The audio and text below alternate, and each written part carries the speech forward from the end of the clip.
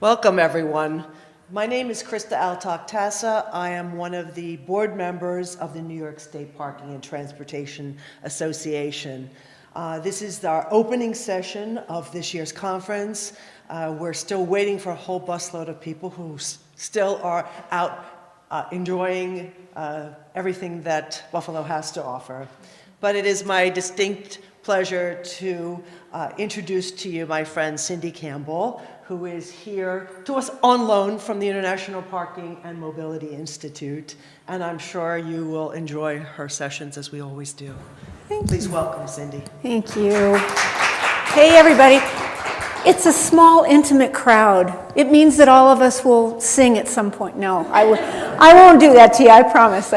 But I am really glad to be here. I was so happy to be with you all last year, and I got invited back, so I was very pleased about that. But it's good to see you all. Today I want to talk about something that's been happening in our industry now for, well, quite a while. But it's certainly ramped up even more during the pandemic. So I got a call, actually, from a university out in California. And they said, hey, we need a training. And I said, well, tell me what's going on. They said, well, you know, all of these angry people, all the things that are happening to our front line, to the folks that are on the phone and at the reception counter at this agency, they're having a hard time dealing with all this anger. So I'm pretty used to that complaint. I'm pretty used to that scenario because, let's face it, in our industry, there are an awful lot of angry people. And our front line certainly gets the brunt of that. And again, frontline can be anywhere within the organization that's dealing face-to-face with the customer. But what surprised me about their request was I anticipated, which maybe I shouldn't have done, but I anticipated that they were going to ask for training on how to get their staff to be more customer service oriented. And that wasn't it. They were plenty customer service oriented. What they didn't seem to know was when to draw the line. When those people were going too far and they didn't need to still entertain their anger and hostility and nasty words.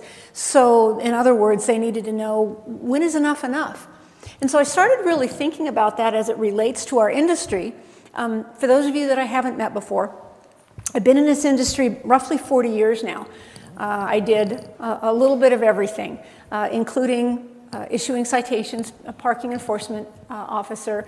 I did reception and dispatching, so I dealt with a lot of people at the front counter before I went into supervision and then management.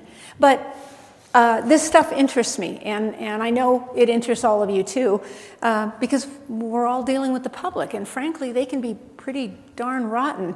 You gotta get an amen to that? Yeah. He says, yeah, I can see his head nodding. But the interesting thing about it, when I mentioned the pandemic, maybe you've noticed this too. People seem to be angrier, their fuse is shorter, they're more aggressive, they're more rude. So that's what I want to talk about, is not only some of the basics that we need to remember in what we do, but I also want to talk about, when is enough enough? When do we call it and we walk away, hang up, do whatever we need to do to stop interacting with that person if they're not going anywhere helpful with it, okay? So let's start with this picture. Some of you know who that is.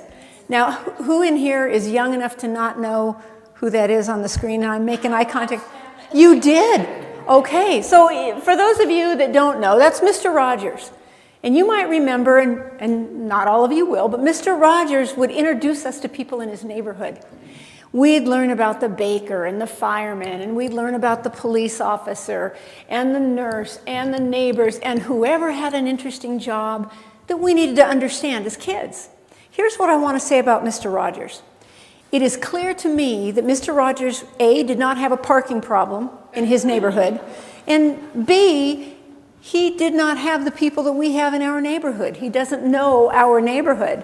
And so I think that's appropriate because, frankly, these are people that we've dealt with a little bit before, but suddenly they're flooding in the doors. They're filling up our phone calls. They're filling up our time.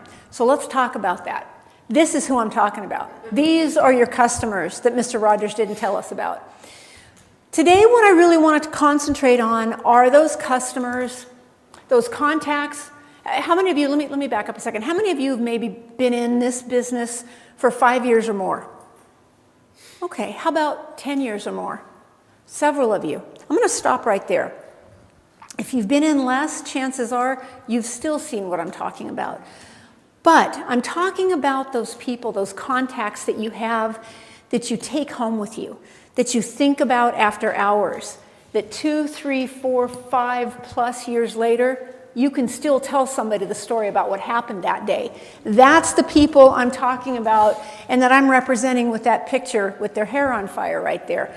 Those are the ones that are so egregious that we don't easily forget that this happened to us, okay? That's who I'm talking about. All right, so what then really is causing these people to be this rude, this angry, this aggressive? Well, I went to the books. I love to look at statistics and study these things that I get to talk about in our industry, and I'm so lucky that I get to do that. But I wanted to know what the root causes were of this anger, this rudeness. Why are people treating us so badly? On the screen here, you can see I came up with 6 different reasons. Here are the causes, the root causes of rudeness. And I would say, you might have something else that comes to mind, but if not, I think all of them stem from these. The first one is inflated self-worth. And we've all seen that. It's entitlement. Do you know who I am? Do you know who I work for? Do you know how long I've been parking in this space? You know all those people. How many of you, I know some of you are from a university. How many are university folks here? Several universities. Okay, so I'm talking about faculty here. No, I'm talking about anybody that's entitled, but at a university, and that was my background as well. When I was in the parking industry, it was at a university. But you get a lot of entitlement. What I'm going to tell you is, while these are all the root causes, the ones that I think you all deal with the most are entitlement, stress, and perception of injustice. And I'll go into that a little bit more. But entitlement is people who don't want to conform to the societal norms because, after all, who they are, they shouldn't have to. The answer should be different for them. I tell a story about this in my trainings. There was, back at my former university, there was an angry customer at our front reception counter who wanted to talk to the man in charge. Well, that was me. So I came out and immediately recognized him. He was the university's football coach. And just as a side note, my former university is Cal Poly State University in San Luis Obispo, California. Yeah, they have a football team, but it's really not a football team, okay? We could take on some high schools and probably, do okay, but I digress. Anyway, so there's the football coach, and he's yelling and screaming at the top of his lungs, and every other word he's dropping the F-bomb. I don't have to explain what that is. You all know what I mean. He's using it as a verb, a noun, an adjective. He's using it in everything. So I come up, again, recognizing, and I said, hi, Coach, Cindy Campbell with parking, how can I help? And he says, how can you effing help? I'll tell you how you can help. And he continues to use his expletives. And he starts to complain about our department and who he is and why he should be able to park wherever he needed to. His car had gotten towed. So I feel bad. By the way, he's not there anymore, so even if you look it up at my old university, we've had several coaches since. But anyway, so I'm listening to him, and I'm not really easily offended by cussing. I'm just not after this many years. So I'm listening to him, actively listening to him, and I realize that there's a woman behind him in the lobby, and she's looking around his head trying to get my attention, and I finally notice her, and she does this and points down. She's got a child with her. I get it. Okay. I said, hey, Coach, and I put my hand out like that. It's a soft notice that something's about to happen. It's not stop sign hand, as I call it, but a soft notice. And I said, hey, Coach, can we maybe tone down the language a little bit? And I point behind him so that he's clued in. He looks at me. He looks behind at the woman and the child, and he says, she doesn't effing like it. She can take the effing kid outside. Wow. Okay. That's one of my stories that I'm still telling a decade later because it surprised me so much. Entitlement much? Yeah. Want to know the end of that story? He said that. I remember my jaw dropping, and I said, wow. I said, hey, coach, I thought I was the one that could help you out today, but I'm not going to be the one helping you out. Let me go get somebody who can help you out. And I used those words specifically because I was going after one of our police sergeants to literally help him out of the building. Poor guy, he didn't get his car out of impound for 3 days because we gave him a 72-hour notice. Not bad. Sorry, you can see how evil I am. Sorry about that. Anyway, that's my example of entitlement. They don't care about innocent bystanders. After all, given what they do, who they are, that's how they interact with us. And you've been treated badly by folks like that. Now, low self-worth is interesting. It actually comes across a little bit like entitlement or inflated self-worth, but what the person's motivation is fear and inferiority.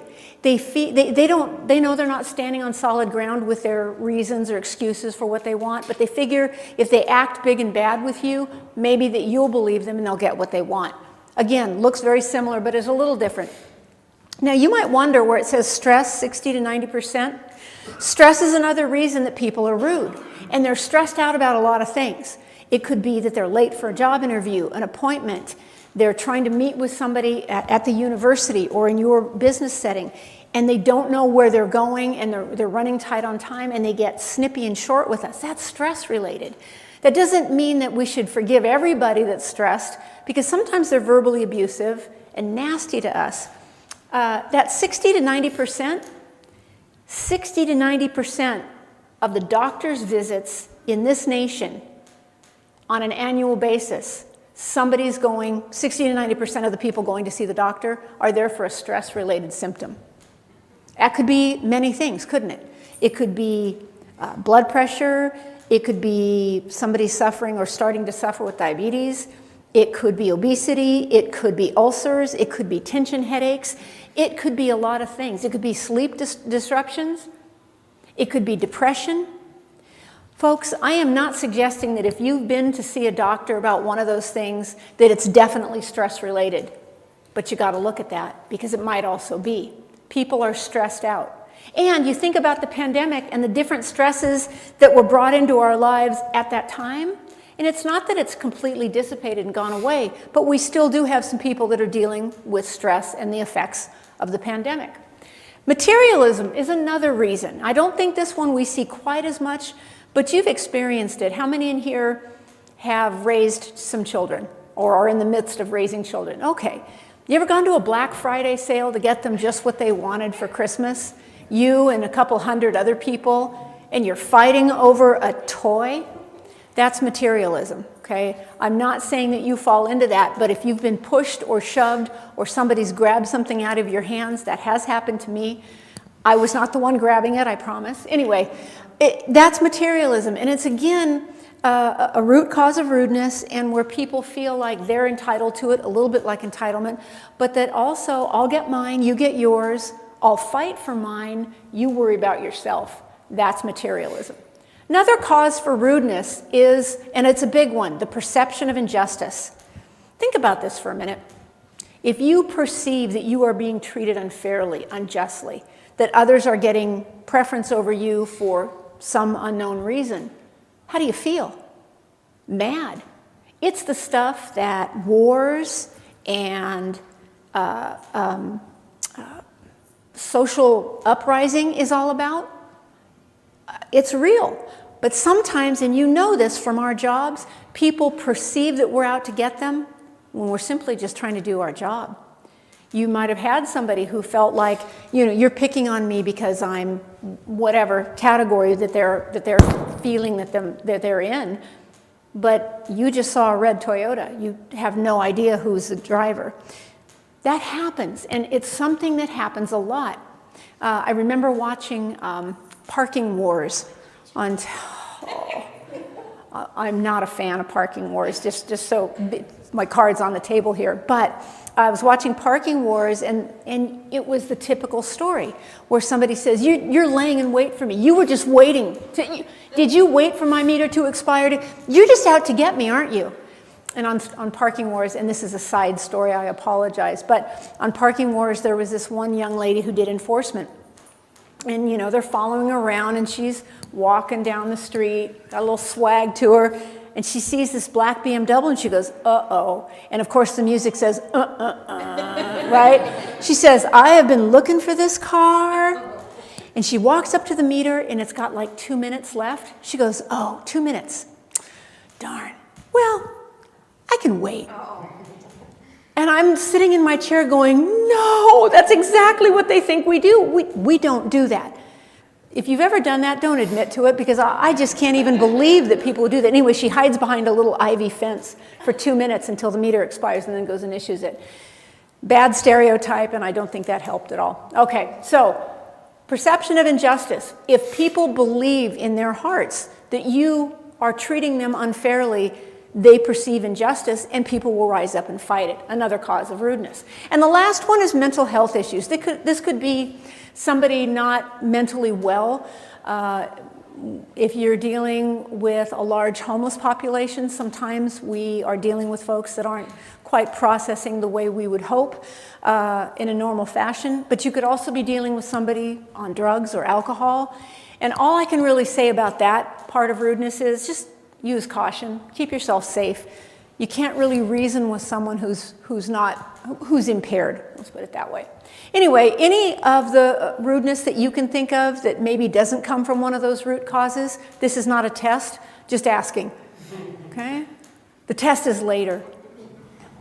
Okay, so it's interesting though, so we see their stress, we understand people are gonna be rude to us, but what is causing some of that? Well, I got this study from 1 year into the pandemic. I cannot find where anyone has updated this information, but I found it fascinating. And it kind of explains what some of you are dealing with when you think about the public.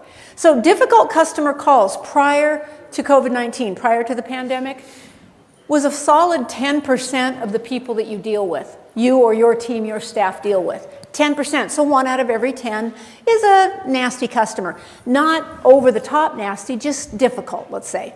Now, since the pandemic, this is again 1 year in, those customer calls or contacts went up by 20%. So now instead of 1 out of 10, you've got 3 out of 10 people that you're dealing with that are somewhat nasty to some degree. And this last one is what surprised me. This number is huge. They want to talk to your supervisor. I want to talk to somebody else. I need an answer other than what you're giving me. Let me talk to somebody. I'm making a call. Whatever it is, those calls went up after 1 year of the pandemic to 68%. 68, pardon me, they didn't go up to, they went up by 68%. That's a huge number. How many of you are supervisors and can attest to the fact that that's probably true? Yeah. Exactly, yeah. It doesn't make them bad people, but I would have to say a lot of folks got stressed out. Now, again, what I can't find is any update to that. If I ever get one, I will forward it. Yes? I think for us, because as a university, we were, you know, a lot was remote and things like Sure. that. This is our first semester back where we're enforcing everything hardcore, so it's really just kind of starting back up for us with the customers calling. So we've been lucky the past 2 years. We haven't had so much because we haven't been enforcing and getting them stressed out. Now they're all stressed and they're stressed, and you're now getting to enjoy it with them, right? But can you also, I know the answer to this. Even when you weren't enforcing, did you get angry, upset customers on occasion? not really, because we Wow. were very, very lax. Okay. To them, we didn't, you know, we weren't out there. We were just like, and not many people were on campus, so we didn't feel we had to enforce. Well, that's good. So, but now we're really. Oh, now you're in the thick of it, yeah. And it's interesting, in our line of work, we sort of train our public, our local public, as to how to follow the rules, what we can do for you, how far they can go, what we can give them. And all of that learning is kind of gone. And you think, especially at a university where you've got the turnover of students. Like every 4 years, you can see that. So now we're starting again with these people who are, you know, freshmen or like, Yeah. this is how you gotta be. You gotta park. And it's not just the students. Whether you're at a municipality, at a university, an airport, wherever you are, you have that learning curve. And think of all the turnover in employees. it's rough. So we really are starting again from scratch. Now I'm on calls with, well, I was parking there for a year and I was fine. Well, now we're back. Welcome back. Yeah, exactly. Yes. Do you think that the stress and anxiety within, what we're talking about here is rooted with societal issues, or is it more like focused on the industry itself? Like things are becoming increasingly technical, and that's our world, but it's not really the public's world. Maybe Agreed. How to deal with it? So good question. Is it more societal? And I'm going to have to say, this is not definitive. This is my opinion. I think it's generational and societal. I think it's both. And part of it has to do, when I say generational, think about when, okay, you can't because you're younger, but when I was a kid, these didn't exist. Now, walk through an airport, walk into a classroom, go into a restaurant, and what do you see everybody doing?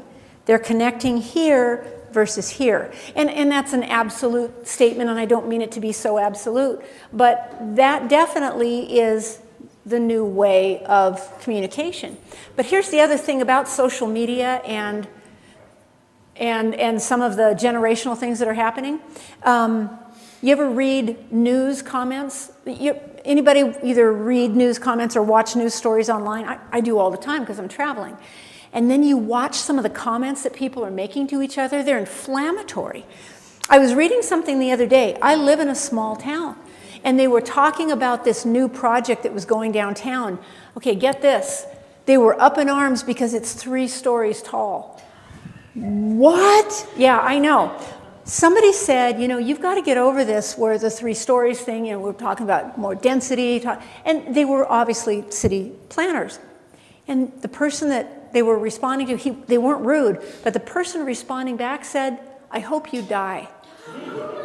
And again, I look at that and I think over an opinion on how tall a building should be, you wish them death. So you take that attitude and you think about what's happening in society, whether it's political or opinions on other topics, people feel like they're entitled, or again, it could be that they feel like they are being dealt an injustice. So people feel entitled to share their opinions, and some of those opinions have gotten quite bold, quite nasty. Well, let's talk about that. So the impacts of rudeness and incivility on our society today. I listened to a fascinating professor talk from Georgetown University. She actually came and talked to a group of parking and transportation professionals, so I got to hear her up close, but I also read a book that she wrote. Christine Porath from Georgetown University talks about these studies that she's performed throughout the nation on incivility and rudeness and their impacts and effects on us. So one of the things she talked about was when we experience rudeness directed at us, we have a certain stress level. It affects us. It can affect how we interact with our coworkers, our family, other members of the public. But interestingly enough, let's say you and I work together and somebody is yelling at me and being nasty to me, it affects you almost exactly the same as it does at me, even though it's not directed at you, which is impacting us as a society and as a whole, because witnesses are similarly affected as those folks that are being directed this nastiness. Now, the impact of collegiality and teamwork is a bad one, because if you think about it, think about the industry that we're in and how often we are dealing with unhappy, nasty, even aggressively nasty people. And we start to take that in, and we take it in, and we take it in. We think we might be setting it aside, but we're not really working at it. And now we turn and talk to a coworker. Now we talk to somebody else in the office or the next customer on the phone. We are, in fact, usually absorbing some of that nastiness and now redirecting it back at other people.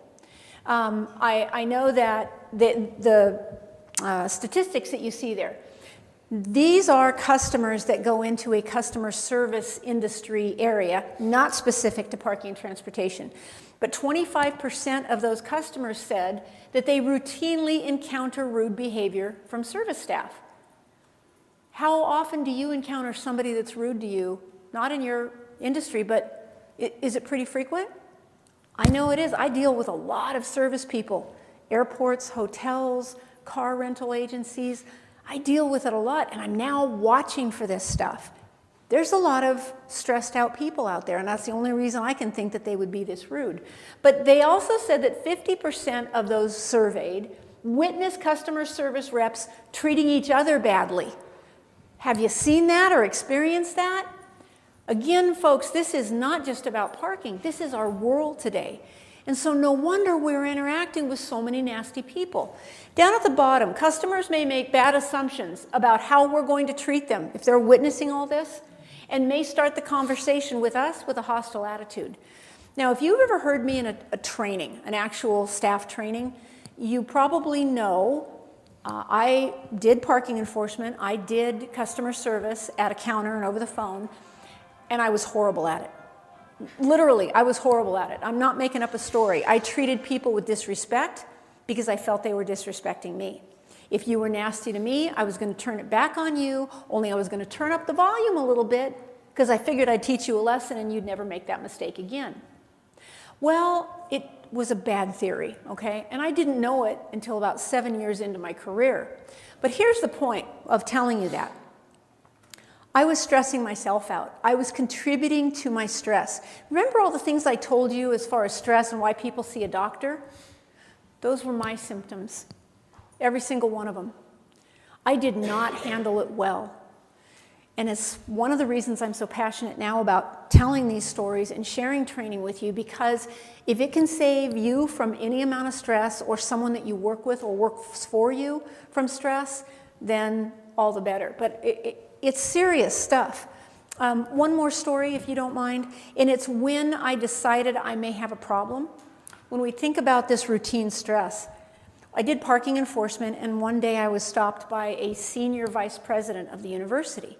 And he said, "Are you Campbell?" I said, "Yes, sir. How can I help you?" I knew who he was. He was like the second in command at my university, and I didn't even work for him. I worked for a different vice president. He said, "Campbell, you are my new project. You and I are going to get to know each other real well. I don't like your attitude, and that's going to change starting today. If it doesn't change starting today, you're going to be finding yourself another job. Am I clear?" There was a lot more to the conversation, but I got that much out of it. Now, what I wanted to say was, you have no idea what I'm dealing with. You have no idea the hostility and nastiness I deal with on a daily basis, and you think I'm the problem? Well, he wasn't wrong. I was part of the problem because I was promoting that nastiness. So I went home that evening for dinner. I was working the evening shift. And I went home for dinner because I lived about 3 blocks off campus. And I walk in the back door, and there's my husband stirring something on the stove. He says, "Hey, honey, dinner will be ready in about 5 minutes." I said, "You know what? I don't even think I want dinner tonight. I am in a mood, and it is not about you, but let me just tell you, I am so serious about this, I may have to go find another job. I know we've got a mortgage, we've got bills to pay, but I don't think I can do this anymore. This is not tolerable. So I'm going to go in the other room, I'm going to take a few minutes and just think about things. So if you know what's good for you, just leave me alone." Pretty rude, huh? And he came back with a perfect answer. "Okay." He's stirring, right? All right, not a dumb man. So I walk in the other room, and just about that time, at home I had a 2-year-old. And my 2-year-old hears Mommy's voice. And our big thing is, like, he'd run into the room, "Mommy," and his arms are up, and I'd pick him up and I'd twirl him, because that was our thing. And he comes running in, and you know, the love of a child, what can make you feel better? But he comes running in, and as he comes up and approaches me, I put my hand out and I say, "Not right now, Mommy's not in the mood." I did that to a 2-year-old. I really did that. And it was like an out-of-body experience. That's what stress was doing to me, and it was an indicator that maybe there was a bigger problem that I had to address. I never did that again. My son, who is now 38, doesn't remember it, but I tell it because I think it's impactful. I don't need you to answer this out loud, but have you ever been in that situation where you take your work home, you're snappy or snarky, and then you say, "Sorry, it was a bad day," or "it was a bad week"? Or you come home on a regular basis and you complain incessantly about what's going on, and that's all your family ever hears about it? That's not good for them. They deserve better. It's not good for you. You deserve better. What I had basically done in my scenario is I'd been collecting these bad words, these nasty attitudes, like, cussing, got it. Disrespect, yep, hate, good, got it in the bag. And I took it, put it over my shoulder, went home that night, and before I did anything else, I basically set the bag down and said to my family, to the people in my world who really love me and matter, I said, please, won't you share this with me? Enjoy. We can laugh about it, and I do now when I talk about it a little bit, but if you do that, or anything that looks or sounds like that, as your friend in the industry, I tell you with love and respect, knock that off right now. Life is too short and too precious to do that to yourself or to your loved ones. I will get off my soapbox now, okay? All right, but customers do make bad assumptions. If they see us behaving badly, they may kind of gear up, get ready for the fight when it's their turn to talk to you, if this is happening in person. There are 4 general sources of workplace conflict that we experience, and that says with the public. What I'm going to tell you is it's not just with the public, it's with the public and with our coworkers. But here's what we experience. We experience stress and conflict with the people that we encounter. Now, when I say people, what I really mean is personalities. We are brimming with personalities, very different personalities, but you can see where that would be a cause of conflict. Now, these people with personalities also have values. Is it safe to say that everybody in this room has good values? This is not a trick question. Safe to say? Yes? Okay, good. Do you know what your values are, just like my values? They're opinions. And somehow we believe that our values, our opinions, need to be adopted by everybody. So now we've got personalities and opinions. And then it's the actual problems that we have to deal with. Let's say Krista and I work together, and I'm brand new at the company. She's been there a long time, and I say, hey, listen, I ran into a problem at this last site that I just visited, and I list all these problems. And she's listening, and she says, Cindy, that's not really a problem. We deal with that kind of stuff all the time. We just do these things or these things, no problem. Oh, are you sure? Well, because it felt like a problem. But we have a different viewpoint, don't we? Have a different perception of what a problem is. And then the fourth and final thing that we have happen that causes conflict with these people and personalities and opinions and differences in how we deal with the problems is I might come up with one solution that works and I think is fair and just, and you might have an entirely different view of it. So what really happens is it's a combination of personality, opinion, perception, and our approach to problem solving. These all cause conflict. So when I say this could be internal to the organization or with a customer, you can see where the problem lies. And by the way, I do see some of you taking pictures of this. You're welcome to take pictures of the screen, but if you want a copy of these slides, happy to send them to you via email after the session. Conflict resolution strategies. Interesting. You know, we know that if we listen to others, that sometimes if we can help meet their need, that it helps us to try to solve the problem at hand. But did you know that there are 2 things that happen when we're in conflict? We're either very cooperative or we're very assertive in how we address it. Or it's a combination of the 2. What does that look like? If I am trying to achieve my goals, if I am trying to enforce rules, regulations, things that I've been hired to do, I might be very assertive. Now, that doesn't mean unkind or disrespectful, just I'm going to stick to my guns. Then, depending on my relationship or what I need my relationship with that person to be, I might be more cooperative. I think about assertiveness. Somebody asks for something free, I know, and I'm going to use my example from the state of California, I know I couldn't give away a free parking permit, for example, at my university. And I couldn't do that because it was a crime in the state of California. I wasn't going to commit a crime or break a crime to give somebody something free. So this young lady asked me for a free permit for students for a fundraiser. And I couldn't do it. I told her, it sounds like a great fundraiser. I'd love to help you. However, we're going to have to find something else that I can give you, and I explained the whole thing to her. Okay. So I was assertive but kind. Then my boss's boss, our vice president, had a meeting with our police chief, who I reported to, and chief comes back and he says, hey, Vice President wants us to stop doing enforcement between the hours of 7 a.m. and 10 a.m. in the morning in the lot next to the administration building. And I said, for what purpose? Like that's nonsensical. Oh, I don't know, something about the faculty not being happy they can't get into the administration building, so we're going to go ahead and do it.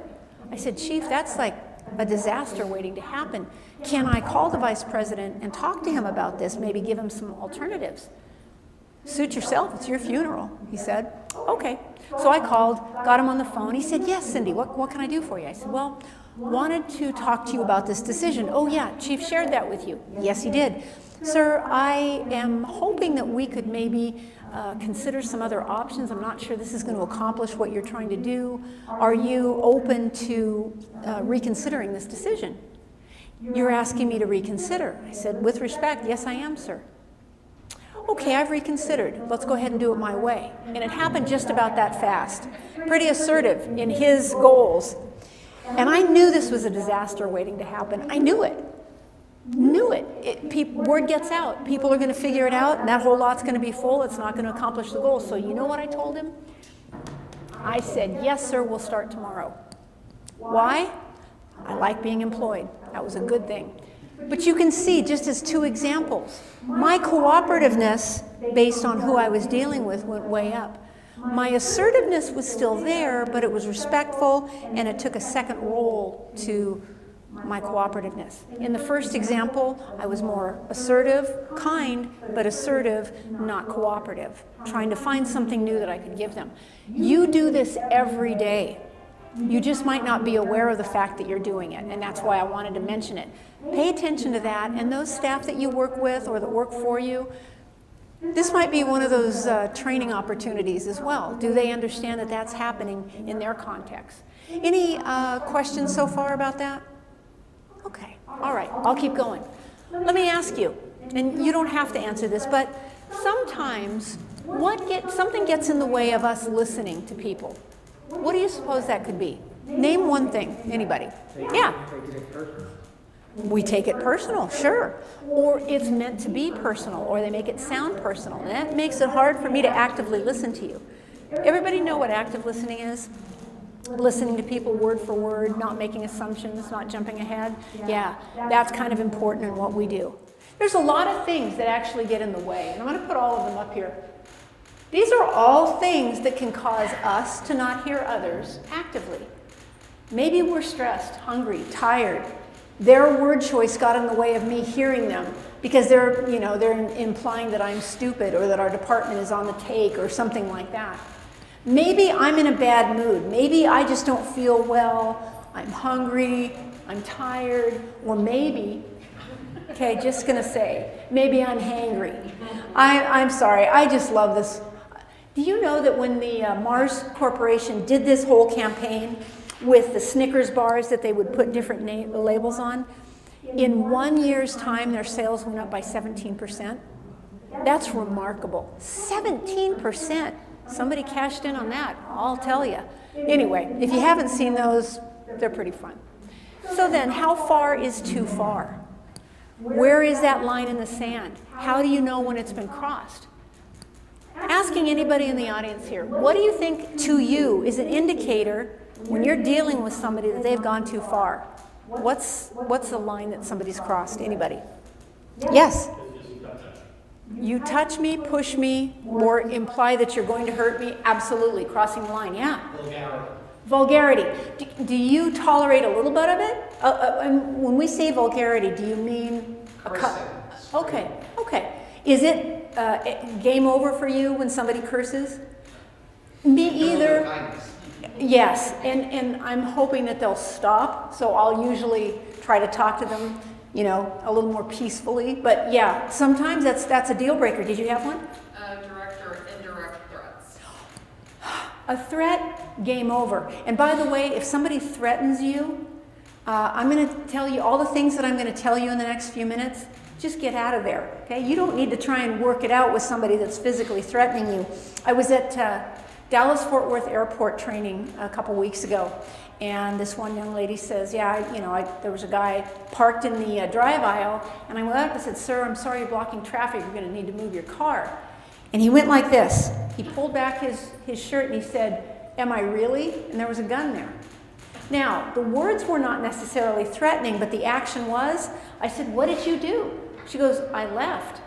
I said, right, because you've got the license plate. It's not like we don't know who the car is going to belong to, but get yourself away and safe. I think what we do is critically important to this world. I do. I think we keep everything moving. It may not all be about us, but mobility happens because we do what we do. It's important. Anyway, she knew that she was going to, live to enforce another day, and that was the point. She's going to live, but she got out of there. So when we're trying to figure out if somebody has crossed the line, whatever your line is, by the way, is okay. That's okay. Now, it might be different than my line, but you know how it makes you feel. It's when you get that feeling in your gut that this is bad. I have got to get out of here. If you can ask yourself these three basic questions when you're encountering some type of hostility, the first one is, do they sound frustrated and stressed because they may not understand a decision, a regulation, or a situation? Again, yes or no. The second question you can ask, or have your crew ask, are they willing to listen to explanations or options as you attempt to provide them with information, even if they don't agree? And the last question is, are they regaining composure as the conversation progresses? You all know that sometimes you let people vent and they'll calm themselves. Here's what I'm going to say about these yes or no questions. If you can answer yes to any one of those three, you or your staff may still have an opportunity to help them. But if you answer a solid no to all three, time to wrap it up, because this is going nowhere and you're just getting abused. All right? So, a little more about that. Abusive behavior. Well, dictionary definition is abusive behavior is defined as verbally threatening, using foul language, derogatory terms, and or emotionally out of control. What's that look like? People with that over-the-top, uncontrolled anger or rage, you don't even know where it's coming from and you're pretty sure it's not about you. Belligerent behavior and statements that they make to you, aggressive tirades and rants. Now, again, sometimes rants are venting, but they've got to come to a close and they can't be so aggressive or pointed at you so personally. Berating, vulgar, personally insulting statements, and if you ask them to speak to you respectfully, if they want help, they won't do it. So those are all abusive behaviors. Now, a little bit more about this. This is something, again, if you want a copy of this, I will be glad to send it to you. This is something called a personal tolerance statement. This may seem like a simple exercise, but it's an interesting one. Each person should have their own personal tolerance statement, professional tolerance statement. When you think about being in a conflict with someone, you have certain responsibilities. You have a role in this conflict. And I don't mean a responsibility like you've brought it on, but what role do you play for your organization when you're confronting somebody in this conflict? You have responsibilities in a conflict, and you have reasonable limitations.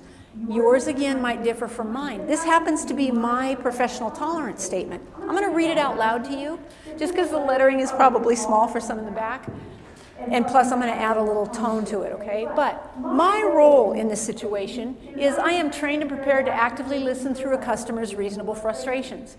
I realize that their frustration, word choice, and current behavior is likely not about me. And we all know that, right? Even if they make it sound personal, do they know you?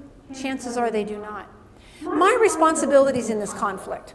Regardless of their communication choices, I will monitor my attitude and communicate professionally as I provide information and options to the customer. I will be mindful of the fact that I am representing myself, my coworkers, and my organization.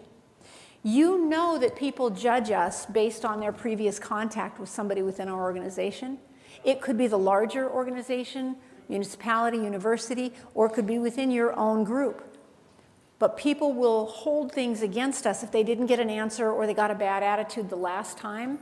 Let's say, and making this up, let's say when I checked in at Aloft here let's say they were really nasty. I might go to my next aloft and they know nothing about this place or that I ever stayed at one before, but I'm ready for a fight because they were rude to me somewhere else. People do that with our organizations as well. My reasonable limitations, I think, are very reasonable, at least for me. I will not tolerate unrestrained behavior or insulting words from anyone. If a customer's frustration escalates to sustained anger, I will inform them that the conversation cannot continue unless we can agree to communicate respectfully. If they refuse and the behavior continues, I will end the conversation, I will bring the conversation to an immediate end with or without their approval. That's it. Here's why we do this exercise. So often when you talk to people in our organizations, I'll say, so what's the line for you? Oh, I don't know. I'll know it when I see it. Oh, well, good for you. Good for you. Here's what I'm going to suggest.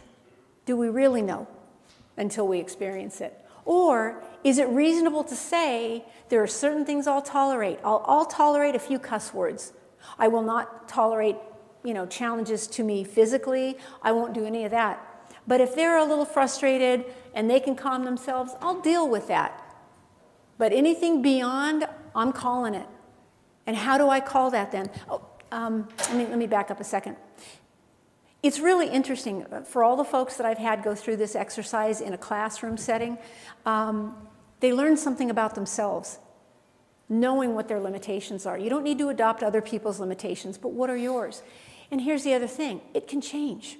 You might go, oh, I didn't know about this one, but now you're thinking about it. Now this one crosses the line. I'm going to add it to my statement.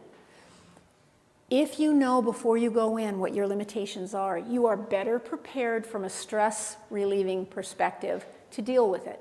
And so I suggest this especially for your front line so that they don't just say, I'll know it when I see it. No, identify it before you go in, right? So what can we say to get people back on track? That's what I'm talking about when I say redirecting phrases. Here are some statements that we can say to an angry customer to try to get them back on track. Customers that are angry frequently want options they can't have versus the options they can have. They're concentrating over here, and we need to get their concentration and thought process back over to the options they do have. I won't read all of these like I did on that professional tolerance statement, but a couple of them. The first three actually have to do with asking them something about what they said. Because what people will do frequently is stop talking long enough for you to ask them about what they were talking about. Does that make sense? If I think you've been listening to me and you want to get clarification, I'm going to stop talking so I can hear what you're going to say. That's what those first three all come about. Yeah, so let me ask you about something you just mentioned. You're going to talk about me, I might stop talking. It's a technique. That fourth bullet point, this is all about getting people to recognize that this may not be going well for them. Listen, I can't begin to help you until we can agree to speak to each other in a respectful way. Can we do that? Not a parental, can we do that? And if you're not comfortable asking that question, you can say, I'd like to think we could do that. It's simply reminding them, trying to get into their psyche to say, hey, I'm human, you're human, what you're doing right now isn't okay. But you're taking on some of the responsibility by saying, can we agree to speak to each other in a respectful way? It implies that somehow you took half the responsibility for what has so far been disrespectful. And the last points down here, other openers, when you're trying to respond back to them and you want them to hear you. This one where it says, let me start by saying, I'm going to give you a visual with that. Let me start by saying, and I'll put my hand over my heart, not like the Pledge of Allegiance, right? Flag salute, but it's like, let me start by saying, and then follow it with something empathetic. I can see this has been really frustrating for you. I can see this day hasn't gone so well. Let's see what we can do to make sure this doesn't happen again. It doesn't mean that you aren't going to be upholding the rules. It just simply means you're trying to get them to understand you see that their discomfort is there and you're trying to meet them at least halfway with that. Here's, okay, yeah, I hear what you're looking for. Here's how we can accomplish that. To be honest, it may not be exactly what they're asking for, but you probably have their attention because now it sounds like they're about to get what they want. Tell them what their options are versus what they want. When we're sending out the real warning shot and we're saying, hey, this conversation's coming to an end if we can't be civil to each other. When you're trying to help them reset that angry approach, come back to earth, you can say, again, I can hear your frustration and I want to be of help. So I'd like to suggest that we start this conversation over. That's, again, meeting them halfway and taking on responsibility for something you probably didn't do, but it helps them to save face, and it may get the conversation back on track. A warning to the customer that the call or the contact could be ending. Listen, if we aren't able to speak to each other in a respectful way or have a respectful conversation, I'll have to ask you to call back or come back in or come to our office, whatever the appropriate term would be, when that's possible. If they still refuse, if they will not tone it down, I'm sorry to hear that's not possible. Let's talk when that's possible, or let's talk when it is. Conversation's over. Now, one more thing about ending the exchange. These are more comments that you can use or your staff can use when we're trying to bring it to a close. Now, for one of the gentlemen in the back, foul and abusive language is a deal breaker or could be a deal breaker. It's okay to interrupt people if you're going to want to try to help them or warn them to say, hey, I really do want to be of help to you, but if you continue to cuss, yell, swear at me, that's just not going to be possible. Can we try to be respectful to each other? That's what you can say. While I'm more than happy to help you, I cannot if you continue to yell or swear. Now, again, there's that question, is that understood? And it's just another empathetic tone, is that understood? Versus, is that understood? Probably not going to get what you're after if you use that tone. If it continues, more ending the exchange terms. Listen, I do want to help you, but I simply can't because you're continuing to swear at me. If it happens again, I have no option but to end this discussion. Okay, is that clear? Now we're being a little more direct about it. When they don't cooperate, if they don't cooperate, you've left me no alternative but to end this discussion. If you know their name, Mr. Smith, Mrs. Smith, whatever they've identified themselves as, if they have, you can use it. It's more specific, but you should end the conversation. Nobody should take haranguing and abusive behavior lightly. We train people that will take it. And so what I'm saying is a little bit of discomfort with somebody's angry approach without it being abusive is pretty natural for us, and we can usually listen through it if we've been doing this for a little while. But if we can't listen and be helpful when somebody's just kind of venting a little bit, maybe this isn't the job for you or for somebody that works with you. One last word about how we approach people. Everybody's heard of the silent treatment? Yeah, it's not a good thing. It's not a good thing, okay? Now, silence sometimes can be self-protective, but sometimes it's used as a weapon, and that's kind of what the silent treatment is all about. So if you're talking to me and I ignore you and I look away and I don't answer, oh, I'm giving you a message. I may not be verbally telling you something, but everything about it is saying, I don't care about you, I don't care about my job, I don't care if I help you, and we're leaving it up to them to interpret what it means. Extended silence is passive-aggressive, and that does not serve us well. It's okay if you're using a little bit of silence for self-protection and to just let them cool down, calm down, or vent, but too much is too much. And the last one is silence can be perceived as approval. If somebody makes a statement, they say, hey, you're in parking, right? You guys are on the take, right? Like, if you write a certain amount of tickets, like, do they give you a bonus? They do, don't they? And you just shake your head and you don't say anything. I'm not saying that you have to take everything on, but have you ever had somebody in a situation like that say, oh, I'm right. You just can't say, but I'm right. I knew I was right. And if they go unchallenged sometimes, their incorrect or wild assumptions might be assumed true. So use silence selectively. That's the best advice I can give you. And then one last thing about documentation.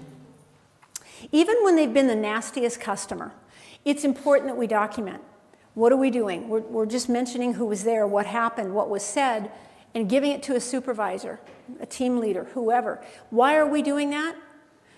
because it's always good to advise another member of the team what's going on. Did you know that, well, statistically speaking, if 2 stories are given to one person, let's say I see Robert in the back there, and 2 people tell Robert a story, the likelihood is, and this is not a judgment of Robert, but just in general humans, he's going to believe the first story he hears, and he's going to bounce things off of it to figure it out. My question to you is, are you part of the team? Are your staff part of the team? Do they inform you when something is going on that you need to know about in advance before it hits you in the face? I do hear from frontline on a regular basis things like, that's what they get paid for. That's above my pay scale. I don't care. I'm not going to tell them. They'll know it when it hits them. That's not being part of the team. We all play a role. So, last, aside from their demeanor, did they make a valid point? They can be the nastiest, most condescending, horrible people in the world. But when you remove yourself from the situation, was something that they were complaining about valid? Is there something that we need to address? And if so, don't miss that opportunity. It isn't necessarily that you're going to talk to them again about it, but if we have something to fix in our own organization, address it, even if they were nasty. Questions about that? All right, wrapping this up. Really, the whole reason I talk about this is stress levels. We all have stress in our lives. Some stress is good, but a lot of the stress that I'm talking about today and that you all are experiencing in your organizations is not good and it's not healthy. There are consequences in our organizations to this anger and stress. There are 2 reasons that generally people leave our industry. And it's kind of confounding when you look to see what the 2 reasons are. It's what we deal with all day long. Repetitive routine requests and frustrated customers. Right? Yeah, that's what we do for a living. If that's what we do, and that's what we're going to continue to do, because we can't change that. That's societal right now. The goal then is to develop our ability to manage how each of us responds internally to this type of behavior. Are you taking care of yourself? I'm not saying, oh, go be a health nut. I'm saying, are you leaving stress with the people that are trying to deliver it to you? Are you refusing that delivery? Are you keeping it in perspective? Or are you doing things like I did years ago and taking it out on the people that matter in our world? My advice to you is check in. Check in with yourself, check in with your team, and figure out if you're dealing with stress effectively. It takes practice and patience, but it can be done. You and I all know, we all know this is a great industry. It's a good place to be. But if we don't deal effectively with the stress that is thrown at us and these attitudes, it's not a good place for us to dwell, right? So here's my final thoughts. We have an impact. The broader impact of integrity and reputation goes back to that coworker thing, where I'm going to judge you based on a previous contact with somebody that doesn't even work for your university. But I think of it as parking and transportation, and I might be a little soured by it. Or, oh, yeah, where I come from, those parking people, they're horrible. And so I'm going to treat you badly too. There is a broader impact. When we can treat people well, when we can respect them or show them respect, even when they're not respecting us, that's a self-respecting activity. And it helps us to deflect all of that nonsense that they're throwing at us. Handling those challenging interactions with dignity shows others that we deserve respect. Again, we always have an audience. We just don't know who they are.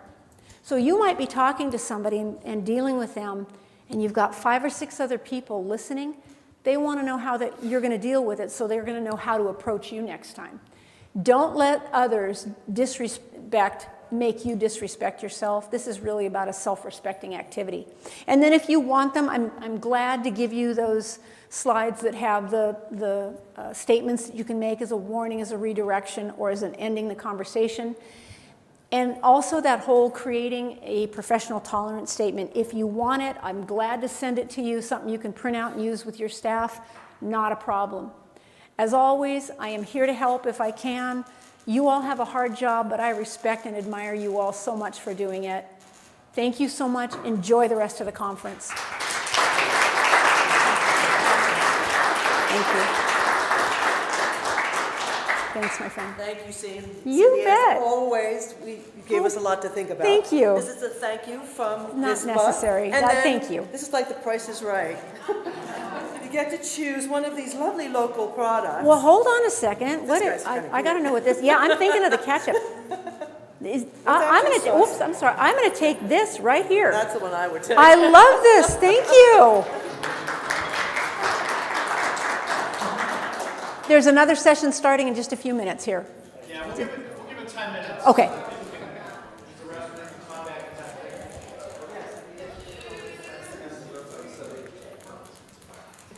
Thank you.